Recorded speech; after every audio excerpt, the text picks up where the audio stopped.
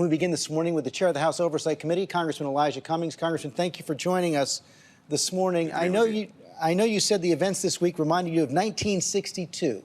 You're 12 years old, trying to integrate a pool in Baltimore. That's right, George. We were trying to integrate a Olympic-sized pool near my house, and we had been constrained to a wading pool in the black community, and we tried to integrate it, and as we did march towards that pool over a course of 6 days, I was beaten and all kinds of rocks and bottles thrown at me. And the interesting thing is that I heard the same kind of chants: "Go home, you don't belong here." And they called us the N-word over and over and over again.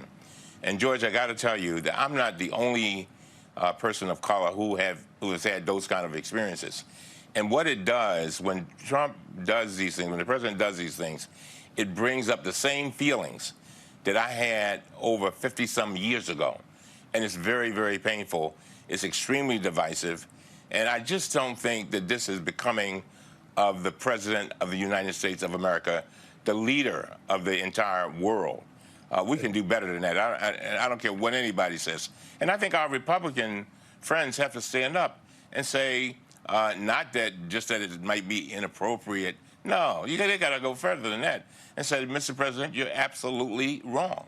You know, the president's doubling down. This morning, he has a new tweet out this morning taking on the squad, those 4 Democratic congresswomen. He says, quote, "I don't believe the 4 congresswomen are capable of loving our country. They should apologize to America and Israel for the horrible, hateful things they have said.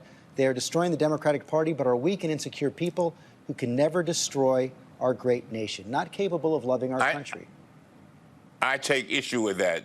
I know, keep in mind that Ms. Tlaib, Ms. Presley, Ms. Ocasio-Cortez, they are on my committee. So I interact with them every day. And of course, I interact a lot with Ms. Omar.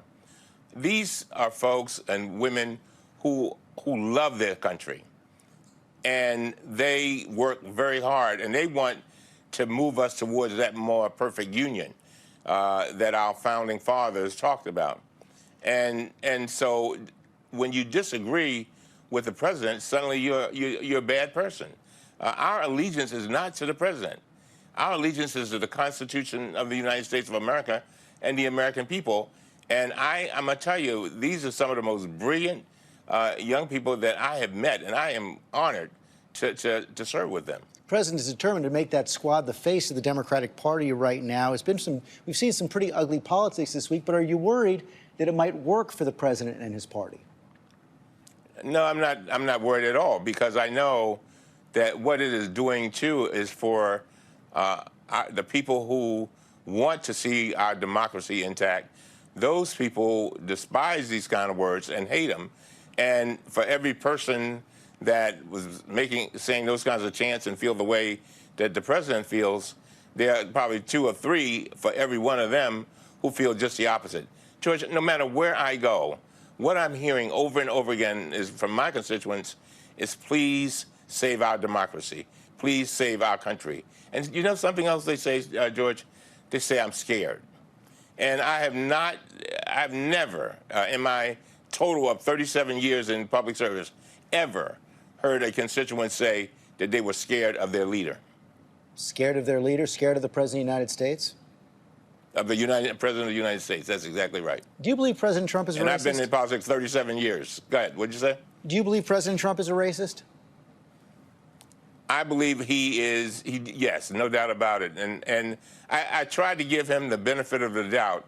But I got to tell you, George, let me tell you, when I think about what he said to these young ladies who are merely trying to bring excellence to government and trying to make sure that generations yet unborn have an opportunity to experience a true democracy, when I hear those things, it takes me back, like I said, and I can still remember bleeding from my forehead when people were throwing bottles, and these were adults, throwing bottles and saying, "Go home," and it just, I can't. And again, the president has to set the tone.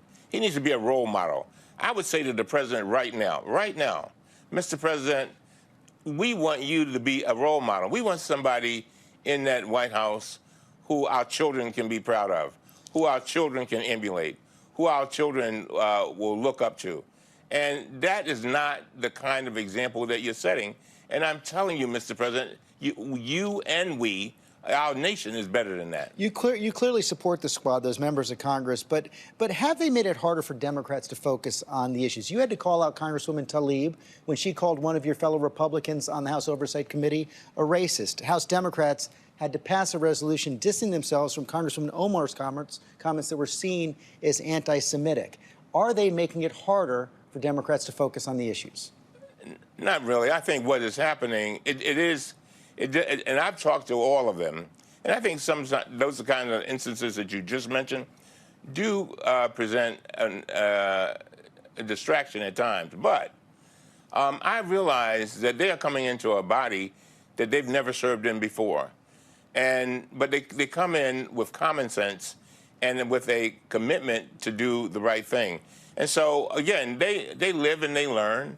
And that's part of life. Do they have to tone it down? Have you advised them to do that? I've told them they could say the things they say, but they got to say it in a different way. There's a way of saying things. You'll rarely hear me say the word racist. You will never hear me call somebody a liar, for example. And the reason why I don't is I know how people take things. They get so caught up in the tone or in the language that they don't even hear the message. But you did just say that President Trump is a racist.